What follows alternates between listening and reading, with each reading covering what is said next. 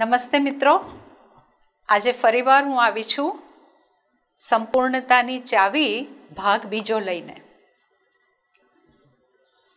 મેં સંપૂર્ણતાની ચાવી ભાગ 1માં જે સાયકોલોજીકલ પરફેક્શન્સની ક્વોલિટીઝ માતાજીએ આપણને કેળવવાની કહી છે તેમાંની સર્વપ્રથમ મેં લીધી હતી નિષ્ઠા એટલે સિન્સિયરિટી.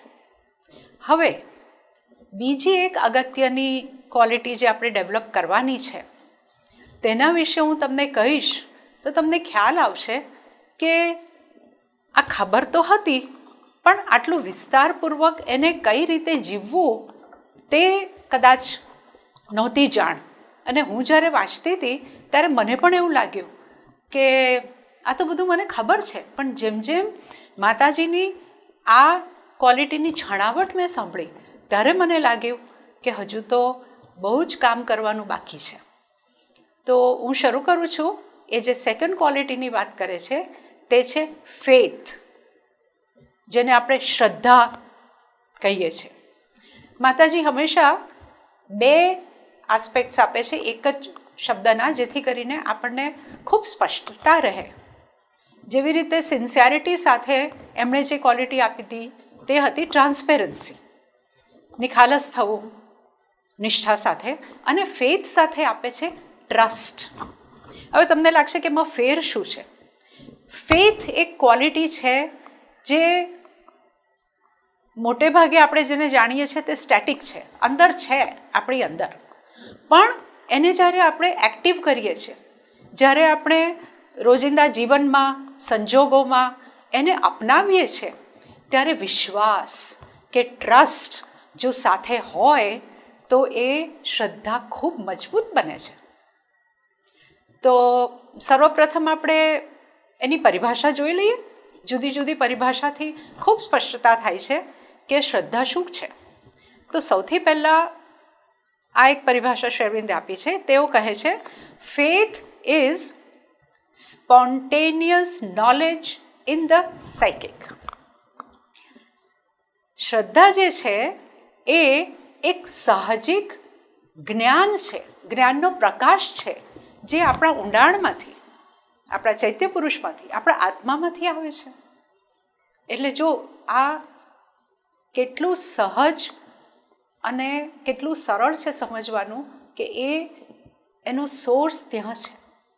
બીજી વાત કહે છે કે ફેથ એટલે શ્રદ્ધા is confidence in the divine and the unshakable certitude of the divine's victory. આમાં બે ત્રણ શબ્દો સમજવા બહુ જરૂરી થાય છે કે શ્રદ્ધા એટલે પૂરેપૂરો તમને વિશ્વાસ, આત્મવિશ્વાસ ઈશ્વરમાં. તમારો આત્મવિશ્વાસ શ્રદ્ધાથી બળવાન બને છે. શેના માટે બળવાન બને છે? In the unshakable certitude of divine victory. એ નિશ્ચિતતા જે ડગમગતી નથી, ઈશ્વરના વિજય માટેની એક નિશ્ચિતતા. આમાં આપણા વિજયની વાત નથી, આપણી જીતની વાત નથી. ઈશ્વરનું કાર્ય શું છે આપણી અંદર અને જગતની અંદર? એ છે સત્યનો પ્રકાશ વધુ ને વધુ ઉતરે પૃથ્વી પર. એ સત્યનો પ્રકાશ જે સર્વ જૂઠાણામાંથી આપણને મુક્ત કરે સામૂહિક રીતે, અને આપણી અંદર પણ એ ધીરે ધીરે એની જગ્યા થાય અને એ ઈશ્વરનો વિજય થાય. અને શ્રદ્ધા એ છે કે ડગ્યા વગરની એક નિશ્ચિતતા, અનશેકેબલ સર્ટિટ્યુડ. તો આ આપણે યાદ રાખીશું. બીજું એક પરિભાષામાં એવું કહે છે કે faith is a kind of spiritual power which does not depend on circumstances. શ્રદ્ધાને તમે શક્તિ તરીકે કદાચ જાણ્યું હોય, પણ આજે મેં વાંચ્યું તેનાથી આપણે સમજી શકીએ છીએ કે આ જે શક્તિ છે એ બહારના પરિબળો પર બિલકુલ આધારિત નથી. શ્રદ્ધા એક શક્તિ આપે છે, અને હું વારંવાર તમને એ દાખલા આપીશ. આપણા ગુજરાતના બહુ જ જાણીતા ભક્ત નરસિંહ મહેતા, એમની શક્તિ ક્યાંથી આવતી હતી? હું એની વાર્તામાં નહીં જઈશ, કારણ કે તમને બધાને ખબર છે.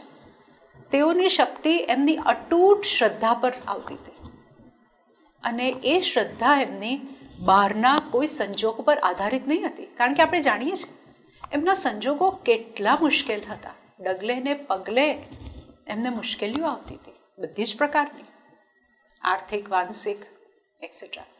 પણ એ જે શક્તિ એ આવતી હતી એ શ્રદ્ધામાંથી આવતી હતી. એક નાના સરખો છે ને, માતાજી આપણને ક્યારેક ચાપખા પણ મારે છે, જે જરૂરી છે આપણને જગાડવા માટે. કેમ કે આપણી પ્રકૃતિ મોટાભાગે તમસમાં ગરકાઈ જતી હોય છે. તો તેઓ કહે છે કે આ faith based on material proof is not faith, it is a bargaining. આપણે લેવડ દેવડ કરીએ ઈશ્વર સાથે, તે નહીં. કારણ કે તમે એમ કહો કે મને આજે આ મળવું જોઈતું હતું, આ ભૌતિક વસ્તુની મેં માંગણી કરી, મને ખૂબ શ્રદ્ધા હતી કે મારું ઘર બની જાય, મને ખૂબ શ્રદ્ધા હતી કે મને ધન મળે, મારા પુત્ર પુત્રીનું આ રીતનું કલ્યાણ થાય, વગેરે વગેરે. અસંખ્ય ભૌતિક જરૂરિયાતો હોય છે, અસંખ્ય ભૌતિક અપેક્ષાઓ હોય છે, અને આપણો કેટલો બધો આધાર આ ભૌતિક જીવન અને જગત પર છે. એ આધાર ખોટો નથી, પણ આપણો જે સોર્સ હોય શાંતિનો, આનંદનો, એ ફક્ત ને ફક્ત ઈશ્વર પર હોવો જોઈએ. એટલે જો તમે એમ કહો કે હે ઈશ્વર, તું મને આ આપશે તો મને તારામાં શ્રદ્ધા બેસશે, નહીં તો નહીં, તો દેટ ઇઝ બાર્ગેનિંગ. એ ન હોય. એટલે જ પાછું કહે છે કે ફેથ ફર્સ્ટ, નોલેજ આફ્ટરવર્ડ્સ. આ આપણે શીખવાનું છે. આપણને બધું પહેલેથી જાણી લેવું છે. આ કરીશ તો શું થશે, આ નહીં કરું તો શું થશે, મને આગળનું જાણવામાં રસ છે. કારણ કે કદાચ આપણે ખૂબ ઇનસિક્યોરિટીમાં હોઈએ છીએ, જુદી જુદી ટાઈપની અસુરક્ષાઓ આપણને ફીલ થતી હોય છે, એટલે આપણને બધું જાણવાની ખૂબ ઈચ્છા થાય. પરંતુ શ્રદ્ધામાં આ આવતું નથી કે તમે પહેલાં જાણો. તો કે છે શ્રદ્ધા પહેલી, જ્ઞાન તમને પછીથી આવશે, પાછળથી ખ્યાલ આવશે કે આવું કેમ થયું, ઈશ્વર શું મારા જીવનમાં કરવા માગતા હતા જેને કારણે આ વસ્તુ બની. એટલે શ્રદ્ધા જો ડગે એવી ન હોય તો એ ટકી રહે છે અને વ્યાકુળતા નથી લાવતી. એટલા માટે તેઓ આગળ બી કહે છે કે faith is the surest guide in the darkest days. Darkest days એટલે શું? તમને કશી સમજણ ના પડતી હોય, આગળ પગથિયું કયું લેવું. જેવી રીતે કોઈ જંગલમાં ભૂલો પડ્યો હોય કોઈ વ્યક્તિ, અને એને દેખાતું ના હોય, પણ એને શ્રદ્ધા હોય કે ઈશ્વરે હાથ મારો પકડેલો છે, એ કઈ રીતે ધીમે ધીમે આગળ વધે છે. તેવી જ રીતે શ્રદ્ધા આપણું માર્ગદર્શન કરે છે આપણા ખૂબ જ અંધકારમય દિવસોમાં. અને એ જ નહીં ડગમગતો શ્રદ્ધાનો જે સ્ત્રોત જે આપણા આત્મામાં છે, તે જ આપણને જીવનમાં આગળ વધવાની શક્તિ પણ આપે છે અને આશાનો દીવો સળગાવી રાખે છે. એટલે શ્રદ્ધા ઉપર આપણે થોડુંક મનન વિચાર કરીએ. આ પરિભાષા ઉપર આપણે જ્યાં જે રીતે કેળવવાનું હોય તે આપણે આપણી અંદર કેળવીએ. અને એક બીજી વાત, જેવી રીતે સિન્સિયરિટી પ્રોગ્રેસિવ છે તેવું આગળના વક્તવ્યમાં મેં કહ્યું હતું માતાજીના લખાણો પરથી કે દરેક સ્તરની સિન્સિયરિટી હોય છે, તેવી જ રીતે faith in the mind, faith in the vital અને ફેથ ઇન ધ ફિઝિકલ, શ્રદ્ધા પણ સમગ્ર હોવી જોઈએ, ફક્ત આત્માના ઊંડાણમાં નહીં. એ તો ઘણા લોકો, મોટાભાગના લોકો જન્મજાત અમને મળેલ છે એ શ્રદ્ધા, પણ એને આપણે ડાયનેમિક બનાવવી પડે. બહાર આપણા મનના સ્તર પર, આપણા પ્રાણના સ્તર પર, આપણા શરીરના સ્તર પર એ શ્રદ્ધા આવવી જોઈએ. એ કઈ રીતે આવે કે જ્યારે મન વ્યાકુળ નહીં થાય અને એ કોઈ સમસ્યા આવે ત્યારે નેગેટિવ થિંકિંગ અને ઓવર થિંકિંગમાં જતું ના રહે. આપણા બધાની આ ટેવ છે, એટલું બધું વિચાર કરીએ એક વિષય પર, ખૂબ મગજમાં કેઓસ થઈ જાય, જેને હું ઘણીવાર કહું છું મગજમાં વિચારોનો ટ્રાફિક જામ, એવું પણ થઈ જાય છે. તો ફેથ ઇન ધ માઇન્ડ જો હોય ને તો માઇન્ડ પણ શાંત નવરું થઈને થશે, ચોક્કસ થશે. વાઇટલમાં જ્યારે શ્રદ્ધા આપણે કેળવીએ છીએ ત્યારે કોઈ ઉદ્વેગો નથી હોતા, એ પણ ખૂબ શાંત હોય છે, સંવાદિતામાં રહે છે, આનંદ કરે છે. અને નરસિંહ મહેતાનું વાક્ય યાદ આવી જાય, ભલું થયું ભાગી જંજાળ, સુખે ભજીશું શ્રી ઘનશ્યામ. તો આ આનંદ અને આ નિશ્ચિતતા, આ કેરફ્રીનેસ, કેરફ્રી, આ બધા જ સ્તરની શ્રદ્ધામાંથી આવે છે. અને શરીરમાં શ્રદ્ધાને આપણે કઈ રીતે સમજીએ? જ્યારે આપણને કાં તો કોઈ એક્સિડન્ટ થઈ જાય કે માંદા પડીએ કે કોઈક એવી લાંબા ગાળાની બીમારી આવે, ત્યારે શરીરના કોષે કોષમાં જો શ્રદ્ધા હોય કે મને સારું થઈ જ જવાનું છે, કારણ કે ઈશ્વર મારી સાથે છે, ઈશ્વર મારા કણકણમાં છે, તો એ હીલિંગ પ્રોસેસ પણ બહુ જ ફાસ્ટ થાય છે. આ ઘણાએ અનુભવ્યું છે. એટલે આપણે ધીરે ધીરે આ તપાસીએ, જાણીએ કે શ્રદ્ધા કયા સ્તર પર હજુ ઓછી છે, કયા સ્તર પર એને વધારે મજબૂત બનાવવાની છે. અને એ રીતે જો આપણે આ શ્રદ્ધાને કેળવીશું, અને એની સાથે જે મેં શબ્દ આપ્યો તે મનમાં વિશ્વાસ, પ્રાણમાં વિશ્વાસ, શરીરમાં વિશ્વાસ, એ શ્રદ્ધા સાથે જ્યારે જોડાય છે ત્યારે આપણું જીવન એ એક સંપૂર્ણતાની તરફ બહુ મોટી કૂચ કરે છે. એટલે આપણે આ સમજવું જરૂરી છે.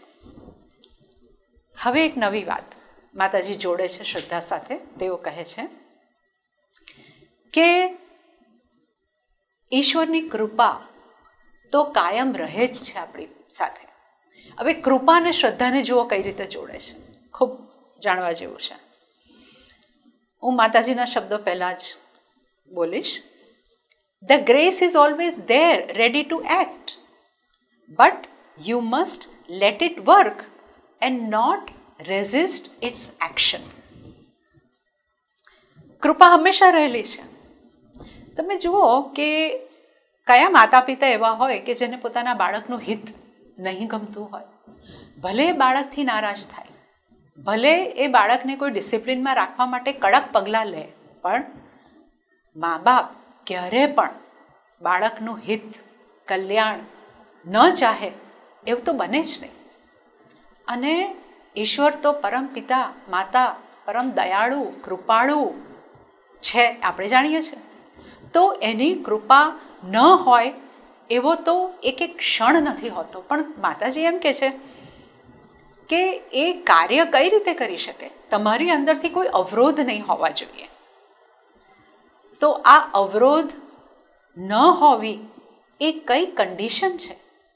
કઈ કન્ડિશનમાં આ કૃપા કાર્ય કરી શકે? તો માતાજી કહે છે, the one condition required is faith. When you feel attacked, call for help to Sri Aurobindo and myself. જો જ્યારે તમને લાગે કે આક્રમણ થઈ રહ્યું છે, કોઈ પણ પ્રકારનું આક્રમણ, લાગણી દુભાઈ રહી છે કે ભૌતિક સ્તર પર શરીરને કંઈક ખતરો લાગે છે, અચાનક કંઈક આવી જાય છે, તો અમને બોલાવો.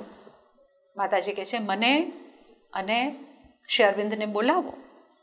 અને તમારો જો કોલ સિન્સિયર હશે તો કૃપા, તમે માદા હશો તો તમને ક્યોર મળશે, મુશ્કેલી હશે તો એમાંથી બહાર નીકળાશે.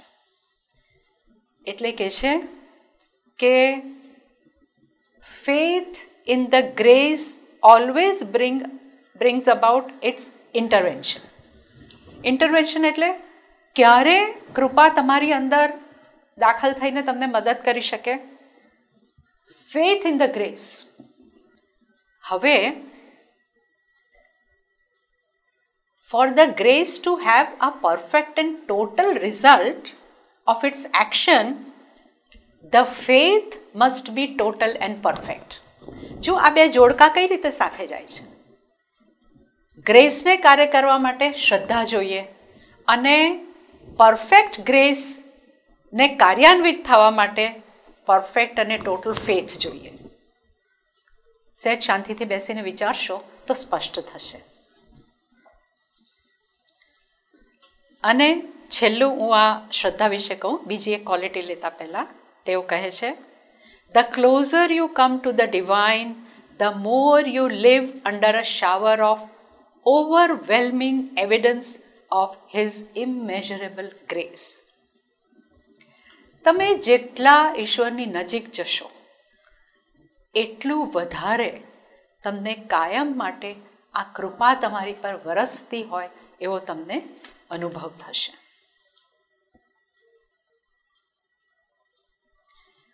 આપણને એમ લાગે કે આ શું થઈ રહ્યું છે જગતમાં, કેટલા યુદ્ધ ચાલી રહ્યા છે, આ કોવિડ તો જાણે કે પૂરો જ નથી થતો, એક ફેઝ આવ્યો અને કંઈ બીજો ફેઝ આવે છે ને આ શું ચાલી રહ્યું છે. આમ શ્રદ્ધા ડગી જાય, બધાની ડગી જાય છે ક્યારેક ક્યારેક. આપણી અંદર જે બધું ચાલતું હોય તેમાં પણ એવું બને. તો છેલ્લું વાક્ય લઉં આ પૂરું કરતા પહેલા. Through this apparent chaos a new and better order is being formed. એક બહુ જ સુવ્યવસ્થા સામાજિક જગત માટેની તૈયાર થઈ રહેલી છે. આજે કેઓસ દેખાય છે, આ ડિસ્ટ્રક્શન દેખાય છે, અશાંતિ દેખાય છે, હિંસા દેખાય છે, ઘૃણા દેખાય છે. એ બધું એપેરન્ટ છે. એપેરન્ટ એટલે સરફેસ પરનું છે, નિત્ય નથી. આ બધાની પાછળ એક ખૂબ જ સુવ્યવસ્થિત રીતે જગતની નવેસરની ગોઠવણી કરવાની તૈયારીઓ ચાલી રહી છે.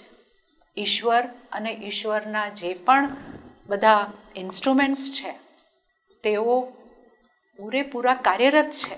આ વસ્તુ આપણે ભૂલવી નહીં જોઈએ જ્યારે આપણી શ્રદ્ધા ડગી જાય.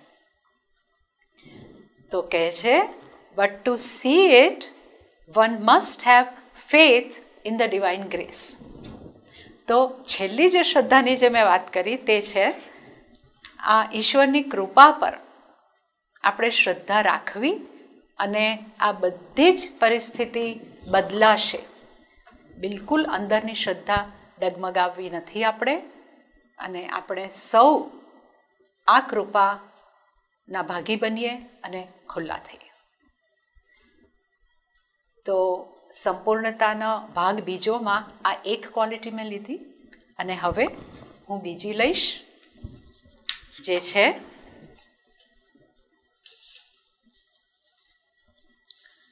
ડિવોશન ઓર ગ્રેટિટ્યુડ. જો ભક્તિ સાથે, ડિવોશન સાથે માતાજી આપણને શીખવાડે છે કૃતજ્ઞતા. આ જોડકા એટલું સરસ આપણને સમજાઈ શકે છે, આપણને ઉઘાડ આપે છે. તમારી ભક્તિ ખાલી કહેવાની ન હોય, બોલવાની ન હોય, ભજન ગાવાથી કે મંત્રો બોલવાથી પૂરી ન થવી જોઈએ. એ ભક્તિ સાથે તમે ગ્રેટિટ્યૂડને જોડો, કૃતજ્ઞ થવાનું શીખવાનું છે. ક્યારેક ક્યારેક નહીં, કાયમ. તો હું દર વખતની જેમ શરૂઆત કરીશ પરિભાષાથી. અને ભક્તિ એટલે શ્રી અરવિંદ શું કહેવા માગે છે તેવું કહે છે,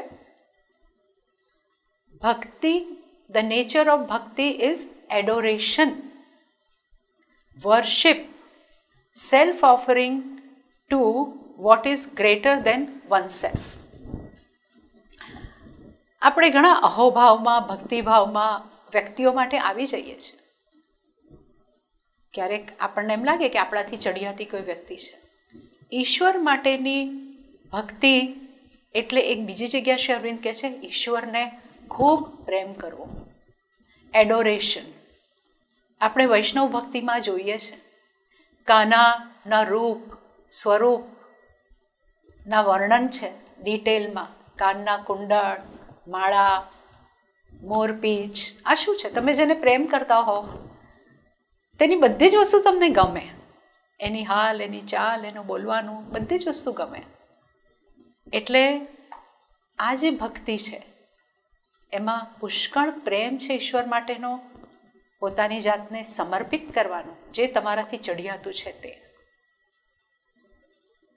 અને ભક્તિ માટે કહે છે, it is not an experience, it is a state of the heart and સોલ.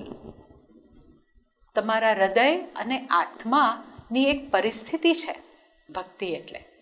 અને એ ભક્તિ ક્યારે આગળ વધારે વેગવાન બને છે? જ્યારે તમારો ચૈત્ય પુરુષ જાગૃત હોય. અને એની ફૂલનેસ, એની કમ્પ્લીટનેસ ભક્તિની ક્યારે આવે છે? Bhakti in its fullness is nothing but an entire self giving. તમે તમારી જાતનું સંપૂર્ણ આત્મસમર્પણ કરો.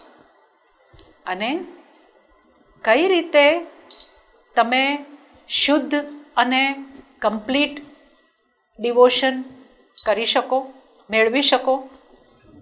તો એની એક બહુ સરસ ચાવી માતાજી આપે છે કે આ ભક્તિમાં સંપૂર્ણતા લાવવી હોય, ડિવોશનને કમ્પ્લીટ કરવું હોય તો ગેટ ક્વાયટ ફર્સ્ટ. પહેલાં શાંત થાઓ. Then from the quietude aspire and open yourself quietly and sincerely to the mother. આ શાંતિમાંથી એક અભિપ્સા કરો અને પોતાને માતાજી તરફ ખુલ્લા કરો. હવે આપણે ઘણી વાર સાંભળ્યું છે કે શ્રી અરવિંદ તરફ, ઈશ્વર તરફ, માતાજી તરફ ખુલ્લા થવું. તો હવે પછીના વક્તવ્યમાં આ ઓપનિંગ શું છે, ઓપનિંગ કઈ રીતે કરી શકાય તે હું જણાવીશ. તો આ કમ્પ્લીટ ડિવોશનની વચ્ચે આવતા અવરોધો કઈ રીતે દૂર કરાય તે હું તમને બતાવું, વાંચું. Do not allow mental anxiety to harass you. માનસિક ઉદ્વેગ, સ્ટ્રેસ નહીં લાવો. ને આ ડિવોશન અને આ પ્રેમ તમારો એટલો સંપૂર્ણ હોય કે તમને કોઈ બીજો વિચાર જ નહીં આવે. અને ઈશ્વરના કાર્યને તમારા જીવનમાં થવા માટે તમે એની રાહ જોઈ શકો છો. અને સૌથી વધારે દાખલો જે એકદમ આપણને સ્પર્શી જાય ને આપણે જાણ્યો છે તે છે રાધાનો, કૃષ્ણ માટેનો. ને શ્રી અરવિંદ તો એમ કહે છે કે Radha is the personification of absolute love for the divine, total and integral in all the parts of the being. એટલે જે સંપૂર્ણ ડિવોશન, સંપૂર્ણ સેલ્ફ ગિવિંગ અને જે ભક્તિનું આપણે ઉદાહરણ જોવો હોય તો એ રાધા છે. પણ આપણે આ કન્ટેમ્પરરી સમયમાં જો જોઈએ તો મીરાબાઈ પણ છે. મીરાબાઈને પણ પુષ્કળ ભક્તિભાવ એટલો બધો હતો કે તેઓ નિશ્ચિત રીતે બધે જ મુશ્કેલીઓમાંથી પાર આવ્યા. આપણે જાણીએ છીએ ઝેરનો પ્યાલો પી ગયા. શ્રી નરસિંહ મહેતાની વાત કરું છું. આ આપણને આવી વ્યક્તિઓ પ્રેરણા આપે છે. અને છેલ્લું વાક્ય લઈ લઉં ભક્તિ વિશે તો કહે છે કે જ્યારે તમારી અંદર સતત મનન થયા કરે ઈશ્વરનું, વિચાર તમે કરો, મનન કરો અને અંતરમાં, હૃદયમાં એનું દર્શન મળે. દર્શન ફક્ત બહાર મંદિરમાં જવાથી નહીં, તે તો છે જ, પણ એ દર્શન અંદર કાયમ માટે જડિત થઈ જાય અને એનું સતત દર્શન કરવું, ત્યાં ભક્તિની પરિપૂર્ણતા છે. તો સંપૂર્ણતાની ચાવીમાં ભક્તિ સાથે જે ગ્રેટિટ્યૂડ, કૃતજ્ઞતાની વાત આવી છે તે હું કહું કે જ્યારે તમારું ડિવોશન આગળ વધે છે ત્યારે તમને હંમેશા એક કૃતજ્ઞતાની લાગણી થાય છે અને એક વિશ્વાસ બેસે છે કે ઈશ્વર મારી સાથે છે. અને કહે છે there is nothing which gives you a joy equal to that of gratitude. તમે જ્યારે કૃતજ્ઞતા વ્યક્ત કરો છો ત્યારે એના જેવો આનંદ બીજે કશે નથી મળતો. અને કહે છે to be grateful, never to forget this wonderful grace of the Supreme who leads each one to his goal by the shortest ways. હવે જુઓ, ભક્તિ છે સાથે કૃતજ્ઞતા છે તો શું થશે કે ઈશ્વર તમને આમ હાથ પકડીને ચાલવાની જગ્યાએ કદાચ ઊંચકીને તમને એક બીજી જગ્યાએ મૂકી દે. કહે છે કે તમારા અજ્ઞાનતામાંથી તમને તરત બહાર લાવશે, મુશ્કેલીઓ દૂર થઈ જશે. તો આ ક્વોલિટીઝ આપણે કેળવીએ જે આપણા સાયકોલોજીકલ પરફેક્શન માટે જરૂરી છે, તો ખૂબ જીવન સરળ અને આનંદમય થશે. તો આ સાથે હું સંપૂર્ણતાની ચાવી ભાગ બીજોનો અંત કરું છું અને ત્રીજા ભાગ સાથે ફરી તમને મળીશ.